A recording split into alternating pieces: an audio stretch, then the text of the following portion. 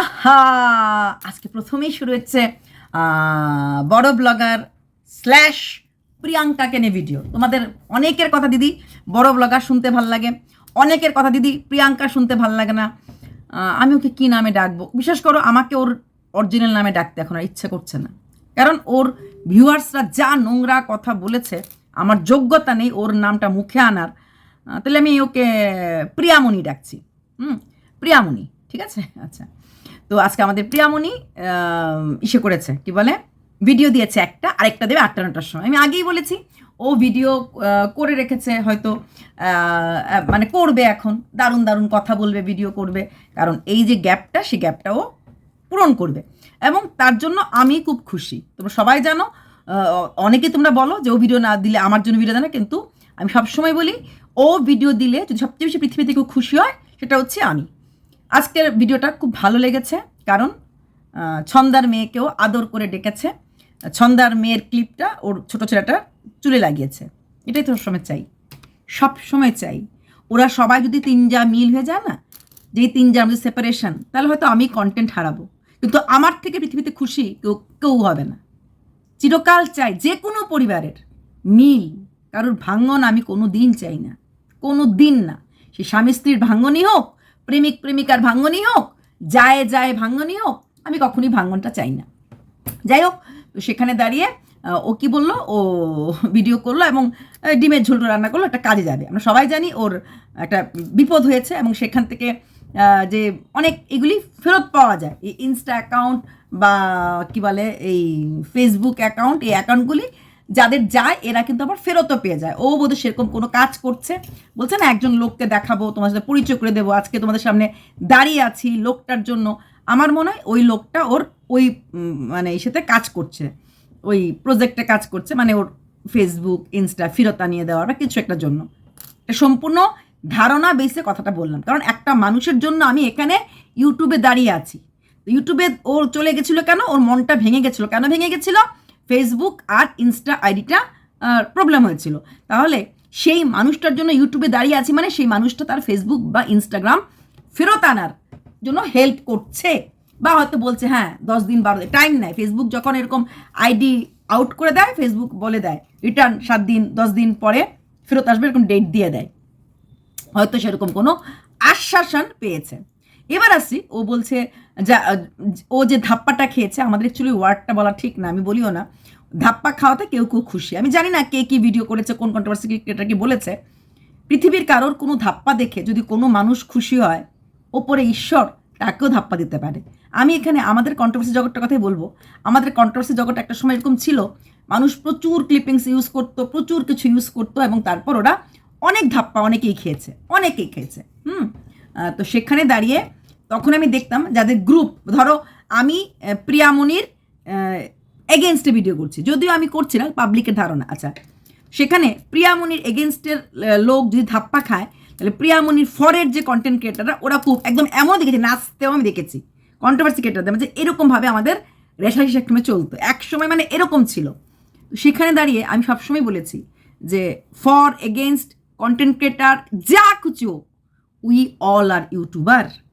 সেখানে একটা মানুষের কষ্টেতে কখনোই হাসিটা উচিত না, এবং কারো সেটা বলতে পারে না যে আজকে এটা ওর সাথে, কালকে আমার সাথে হবে না, কেউ বলতে পারে না। তো সেখানে দাঁড়িয়ে এরকম বোকার মতো কথা বলা মানে হয় না।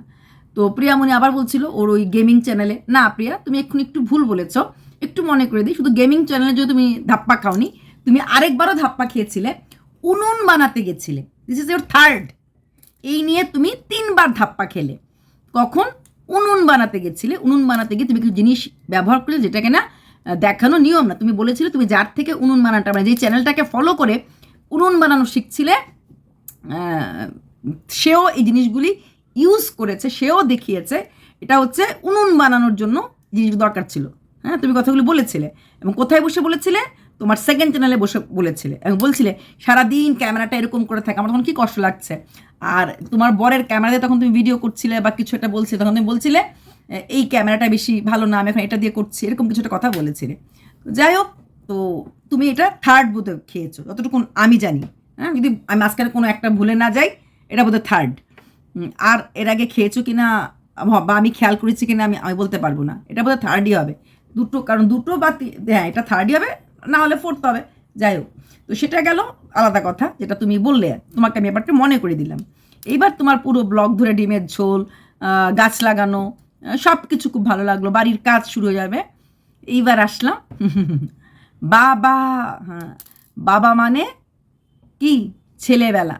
বাবা মানে সবার রঙিন বিকাল, তাই তো? সেই বাবা একটা আশ্বাস, বাবা একটা ছাদ, বাবা আমাদের জীবনের পরম পাওনা। সেখানেও বলল যে অনেকে বলেছে যে ওর তিথি পুজোটা এর জন্য হয়নি, বাবা ওর হাতে খেতে চায়নি। হ্যাঁ, এটা অনেকে বলেছে, এটা অস্বীকার করার জায়গা নেই। আমার কমেন্ট বক্সে প্রচুর আছে যে বাবা হয়তো চেয়েছিল দুই ছেলে মিলে খাবেন উনি, কারণ দুই ছেলে আলাদা আলাদা না।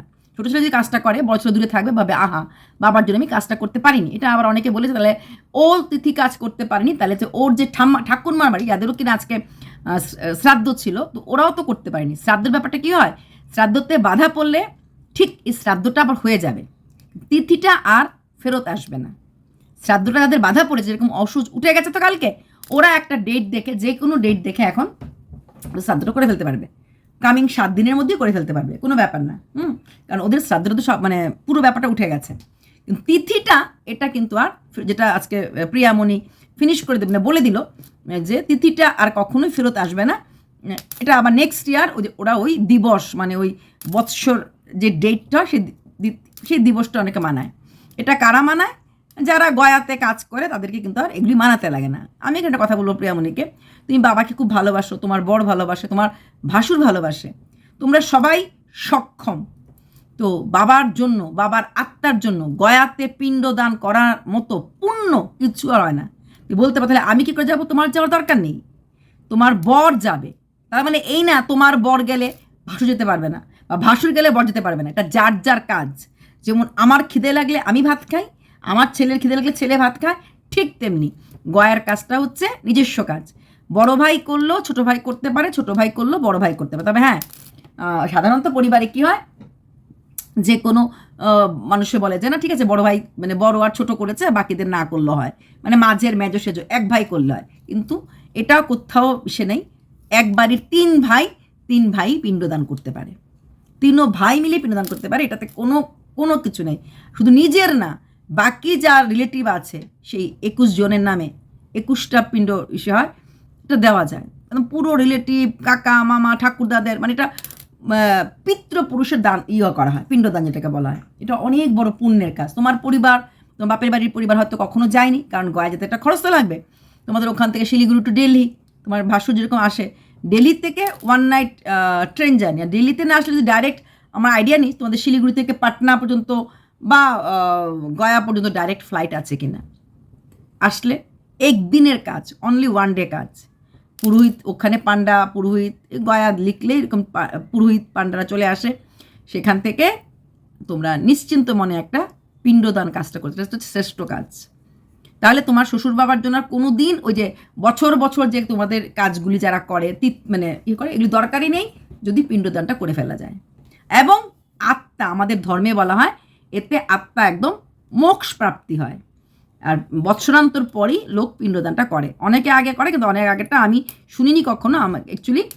আমাকে একজন পুরোহিতই বলেছিল, যেমন জন্মদিন কখনো এগোনো যায় না, ওই ডেটটা তো ঠিক তেমনি বৎসরান্ত ওই তিথির হওয়ার পর তারপর তোমরা গিয়ে ওই গয়ার পিণ্ডদানটা করতে পারো। তো সেরকম একটা কাজ করে দিলে তোমার শ্বশুরের কাজে যা যা বাকি গেছে মাত্র 3 দিন লাগবে। যদি তোমার বর বেরিয়ে আসে, যদি ফ্লাইটে আসে, যদি ফ্লাইটে না আসে ট্রেনে আসে, শিলিগুড়ি টু পাটনা কতক্ষণ ডিস্টেন্স আমার আইডিয়া নেই, 36 আওয়ার্সটার হবে। ট্রেনে করে আসলো, একদিনের কাজ। পান্ডার সাথে যদি আগে কন্ট্যাক্ট করে আসে, সব রেডি থাকে, কোনো কিছু না, জাস্ট একটা মূল্য দিতে লাগে, এটা সবারই মূল্য দিতে লাগে, এই এত টাকা, ওই টাকাটা জিজ্ঞেস করতে লাগবে আগে কত টাকা দিতে লাগবে, জিজ্ঞেস করলে পরে পিণ্ডদান করে ফেললো। এটা হচ্ছে বেস্ট। এটা তুমি তোমার বড় করতে পারে, তোমার ভাসুরও করতে পারে। তোমার ভাসুর আর তোমার বর দুজনে মিলে যেভাবে একসাথে শ্রাদ্ধ কাজ করছে, সেভাবে একসাথে মিলেও পিণ্ডদান করতে পারে। আবার একও 2 ভাই করতে পারে। এটা হচ্ছে বাবা মার আশীর্বাদ পাওয়ার কাজ, পূর্বপুরুষের আশীর্বাদের কাজ, ঠিক আছে? মানুষ এমনও লোক আছে যারা পিণ্ডদান করতে গিয়ে বাবা, কাকা, ঠাকুরদার বাবা এবং সমস্ত লোকের নাম বলে ঈশ্বরকে সে দানটা করে। তো গয়ার কাজ শ্রেষ্ঠ কাজ যে কোনো হিন্দু ব্যক্তির কাছে। তো তোমার শ্বশুরের শ্রাদ্ধের দিন একটা, আবার সে চলে গেলে শ্বশুরের শ্রাদ্ধে। পেছনে গেছো তাই না? ভালো করেছো।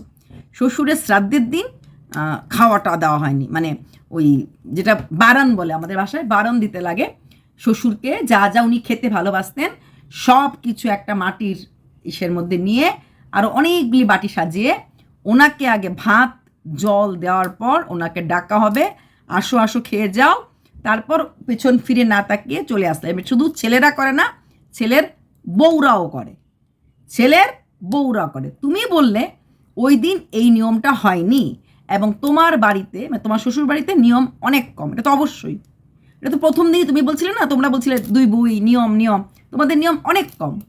সারা বছর একাদশী করতে লাগে ছেলেদেরকে, তোমাদের যেদিন শ্রাদ্ধ সেদিনই তোমরা মাছ মাংস খাও, আমাদের তো এরকম হয় না। আমাদের ওই শ্রাদ্ধেতে দিন নিরামিষই হবে, তারপরে শাক স্পর্শ থাকে, আলাদা ডেটে শাক হবে, তারপরে মাছ স্পর্শ, মাছ মাংস। অ্যাকচুয়ালি শ্রাদ্ধতে মাংসটা হয় না, বৎসরান্ততে করে, শ্রাদ্ধতে মাংসটা করে না। তো তারপর মাছ হবে, এটা আরেকটা দিনে হবে। ওই একই দিনে শ্রাদ্ধের দিনে মাছ শাক এগুলি হয় না। আর বাড়ির লোক তো ওদিন মাছ খেতেই পারবে না শ্রাদ্ধের দিন। ওদিন ওরা ওই গুরু অন্ন থাকে, জ্ঞাতি অন্ন থাকে, আমাদের অনেক অন্ন থাকে। তুমি বললে না তোমাদের ওই তোমরা গুরু দীক্ষা নাও, কিন্তু শ্বশুরবাড়িতে কেউ গুরু আছে, সেই গুরুর অন্ন লাগবে, ব্রাহ্মণের অন্ন লাগবে, এগুলি সবার খেতে লাগে। প্লাস তুমি একটা বছর যেরকমভাবে পিকনিক করলে, লোকের বাড়িতে বার্থডে খেতে গেলে, সেটাও করা যায় না, সেটাও করা যায় না। নিজের একান্ত আপন হলে, যেমন তোমার আপন যাটার বাড়িতে হয়তো খেতে পারো, বাট আদারওয়াইজ এত আনন্দ, এত পিকনিক, এত কিছু করা যায় না। এটা তুমি ফুল ফ্লেজেড করেছো।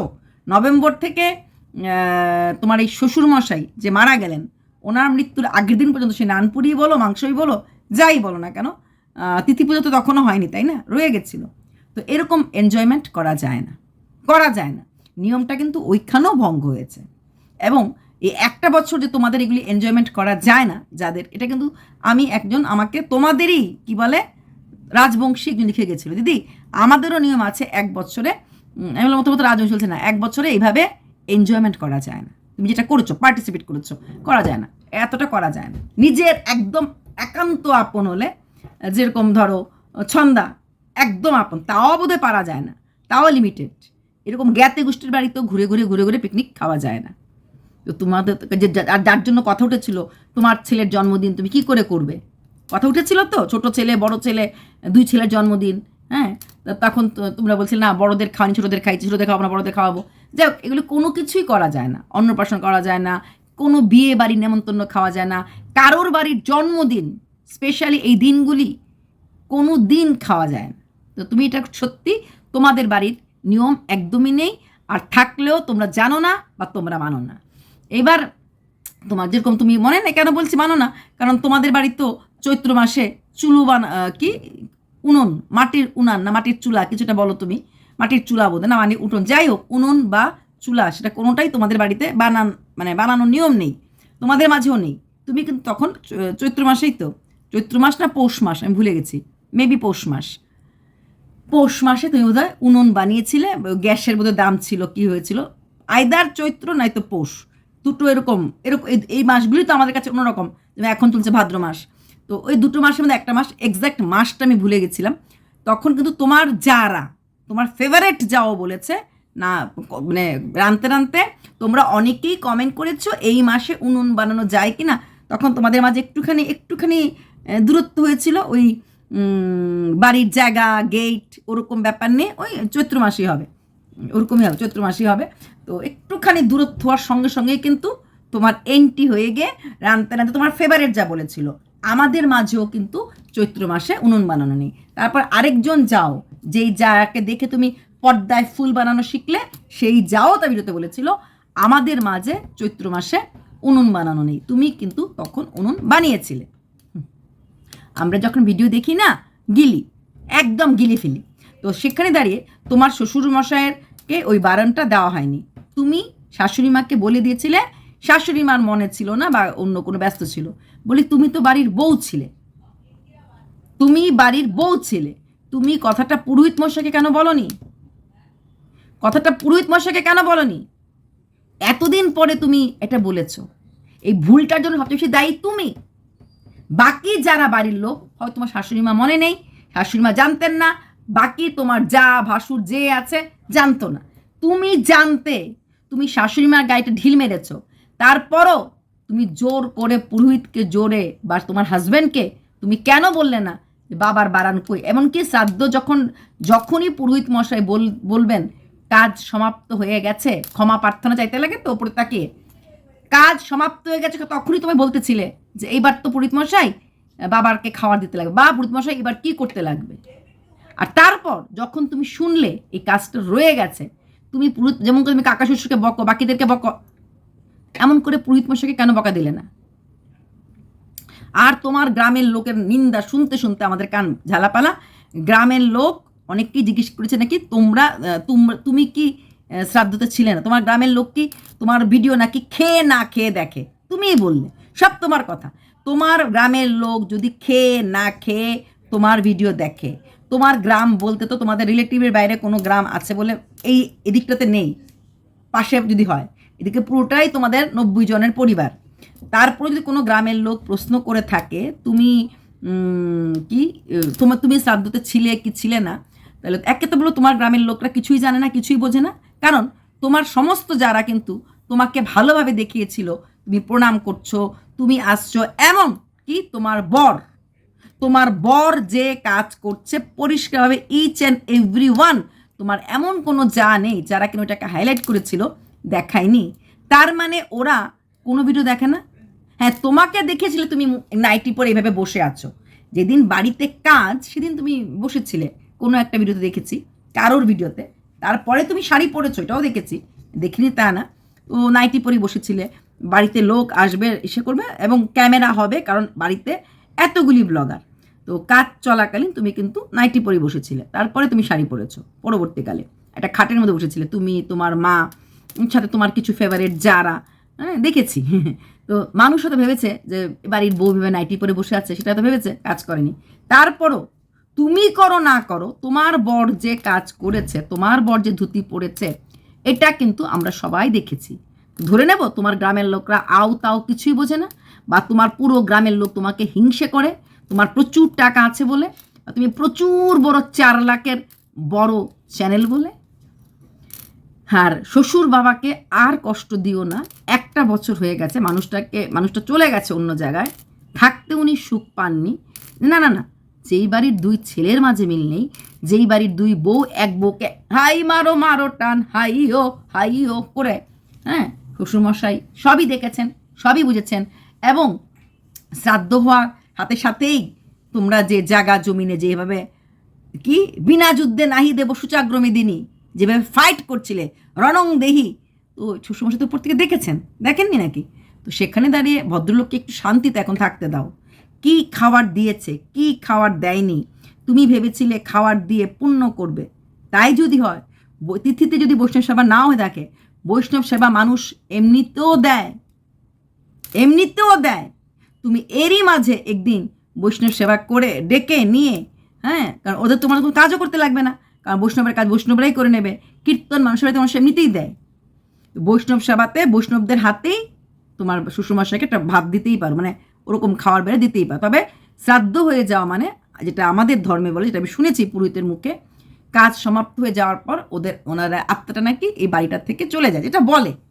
তো জানি না এটার এখন কতটুকুন ডেপথ, এখন আমি মরলে পরে বলতে পারবো কতটুকুন সত্যতা নেই।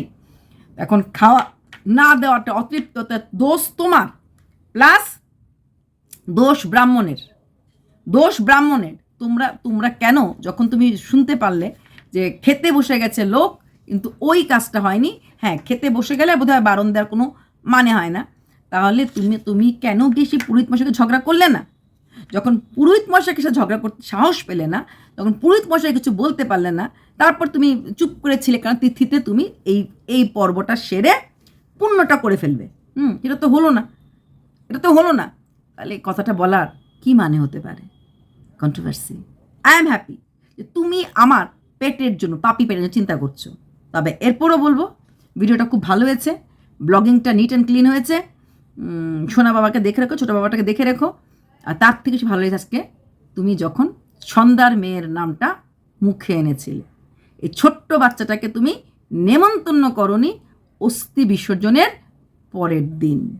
ভেবে দেখো কতটা নিষ্ঠুর তোমরা হতে পারলে নিজের লোকদেরও ছোট করতে পারো। এই ছোট্ট বাচ্চাটাকে একটু স্যুপ খাইয়ে তোমাদের আদরের যা খোটা দিয়েছে, সেই যে আবার কালকে কল্পনাকে বেগুনি খাইয়েছে, আর একবার না 2বার বলেছিলে ওই ভিডিওটাতে বেগুনি খাইয়েছিলাম, ওই ভিডিওতে বেগুনি খাইয়েছিলে, কল্পনার গলাতে আঙ্গুল দিয়ে এবার বেগুনিটা বার করে দেবে। তোমরা হচ্ছে এই ধরনের লোক, ঠিক আছে? ওই সমাজসেবা লোকদের জন্য, বাইরের লোকদের জন্য পরে করবে, নিজের লোকদের জন্য আগে করতে শেখো। নিজের ঘর মানে তোমার ঘর মানে তোমার এই আশেপাশে যে তোমার যা ভাসুর সবাই আছে তাদেরকে ধরে রাখতে শেখো। নিজের আপনকে ছেড়ে দাও, তুমি তো আপনের সাথে মিশতে পারবে না, বাকি যাদেরকে আছে তাদেরকে ধরে রাখো অ্যাটলিস্ট। হ্যাঁ, এই ছোট্ট শিশুটা হাও হাও করে কাঁদছিল, তখন তোমার বাড়িতে কীর্তন চলছিল, তুমি লোক খাওয়াচ্ছিলে। মনে হয় সেই পুজো, সেই কীর্তন তোমার শ্বশুরমশাই খুব খুশি হয়ে গ্রহণ করেছে? কোনো দিন না। একটা ছোট্ট শিশুর চোখের জল কোনোদিনও ওপরে, প্লাস তোমাদের সব কটা শাশুড়িকে আমি দেখেছি প্রত্যেকটা বউকে ভালোবাসে, সবাইকে দেখেছি।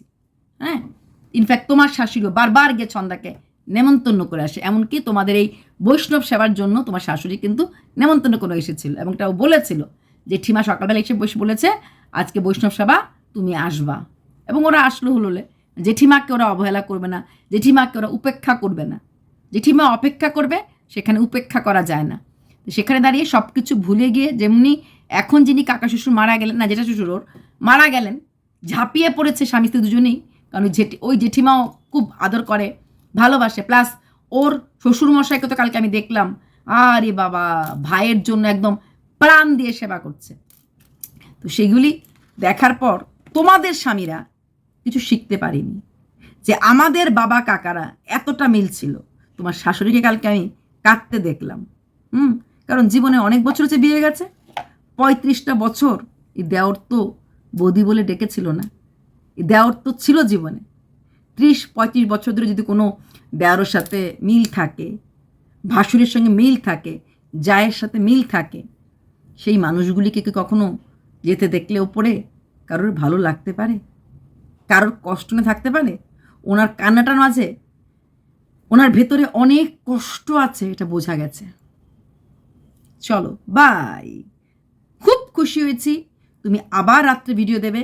তুমি এইভাবে 2টো করে ভিডিও দাও, প্যাশন উইথ এপির মুড়ি খাওয়াটা বাড়িয়ে দাও। বাই।